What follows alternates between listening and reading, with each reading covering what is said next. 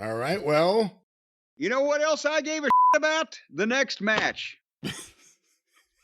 Because the next match was for the women's tag team title with Oscar and Kerry against Jade and Bianca.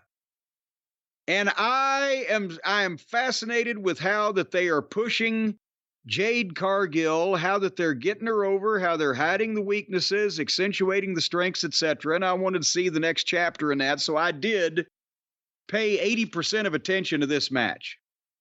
Did you watch this match? I certainly did. I wanted to see how Jade was going to do in there. I'm a fan of Bianca's. I'm a big fan of the Kabuki Warriors. They're so committed to their act, and I call it that because it's an act for them, that they never break.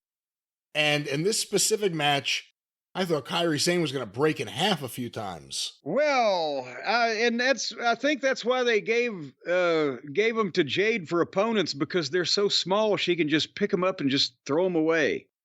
Well, that finish. I'll let you talk about the finish. Wow. Well, but here they've got something with Jade Cargill and Bianca Belair. Are they what we have never had in women's wrestling? Are they the Road Warriors of women's tag teams? They look fucking great. They're wearing matching colors, even though the outfits are different, but they're wearing matching colors. They look great together. Between Bianca being jacked up through the arms and Jade being bigger than everybody, they can throw these girls around.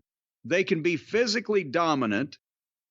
And I like Bianca better when she's with Jade, because I've told you, her entrance, the skipping and the twirling the hair and the smiling and it's off-putting to me. I hate the music, I hate Bianca Belair's entrance. I love Jade Cargill's entrance. She looks like a superhero. She looks like a fucking star. The camera angles, the pose, the whole 9 yards, the pageantry of the thing, the music. Yeah, great music. And now they look good together because they're wearing the matching colors and they've got kind of a team motif going on.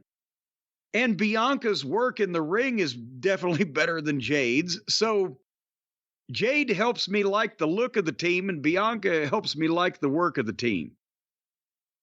And so I think the sum of the parts is greater than the whole.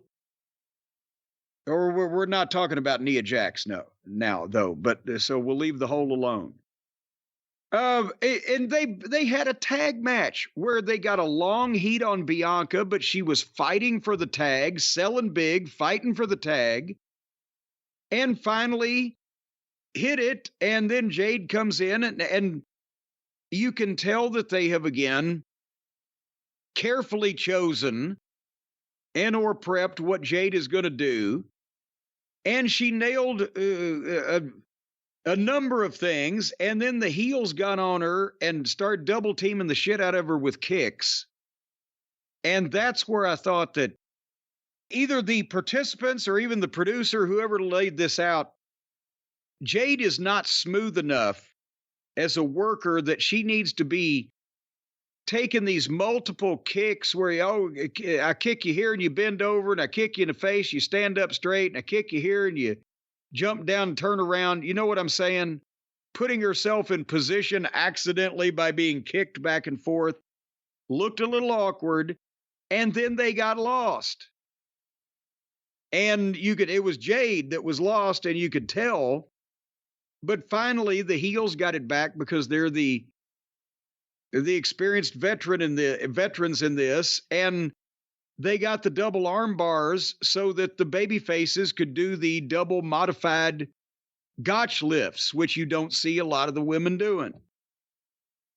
And anyway, then boom, boom, boom. Jade gave Kerry her finish, which was, I can't remember the exact chain of events, but she lifted her up upside down, threw her up on her shoulder, spun her around, threw her up in the air, caught her by the arms, and then gave her the fucking face plant like Beth Phoenix used to use. Boom. And that was, the poor girl only weighed 100 pounds, but still, that was some coordination. And then Bianca hit her finish on the other girl on top of the first girl, and 1, 2, 3. And we got new champions. And they need to be the champions. They need to have the belts. They need to keep coming out and looking like the super team. And except for, what was it, a minute there when they got lost and Jade wasn't sure what to do, and you could kind of tell if you were looking, they've made her look like $1 million the past couple months, whereas she was in AEW for 2 years, and it's kind of like the rib, like, here comes Jane again. Not to compare Bianca Belair to Barry Windham, but just using her as an example here, or using him as an example here. And I think Bianca Belair is fantastic. But I think that's a better comparison. Not the Road Warriors, but Luger and Windham. Okay. Jade's more like early Luger. You put her with these people, hope she learns something, hope she learns how to do a match, how to think about a match. But you put her in there with someone who could work, someone who could really work circles around most of the women on the roster. So I think that's more the way I see it than the Road Warriors. Well, I was looking for the big, dominant, all they need some spiked shoulder pads. And maybe, who's going to have the mohawk, Bianca or Jade? No takers, eh? No takers. Well, and we're not even talking about him.